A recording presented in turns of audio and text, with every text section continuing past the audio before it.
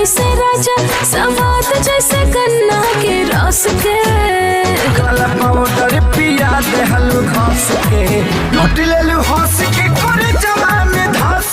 जी नमस्कार दोस्तों, फाइनली जिस गाने की इंतजार था वो फाइनली दोस्तों उस गाने को पोस्टर को आउट कर दिया गया है। अभी जस्ट मैं बता देना चाहता हूँ कि इंटरटेन म्यूजिक से जो आने वाला फुल गाने का पोस्टर को आउट कर दिया गया है। अगर बात किया जाए गाने को तो गाने को टाइटल रखा गया है लूट ले लू हंस के, जो कि लाडला 2 फिल्म का सॉन्ग है। अगर इस गाने को सिंगर की बात किया जाए तो सिंगर गाए खेसारी लाल यादव साथ में प्रियंका सिंह। अगर इस गाने को रिलीजिंग डेट बतला दिया जाए तो कल रिलीज किया जाएगा सुबह 7 बजे। कल आप लोग रहेगा बवाल मचाने के लिए 7 बजे तैयार। फुल वीडियो सॉन्ग को रिलीज किया जाएगा इंटरटेन रंगीला के यूट्यूब चैनल पर। अगर दूसरी अपडेट की बात किया जाए तो दूसरी अपडेट खेसारी लाल यादव का एक बहुत ही बेहतरीन मूवी का ट्रेलर आने वाला है, जो कि कैप्टन वॉच के यूट्यूब चैनल पर 31 तारीख को रिलीज किया जाएगा।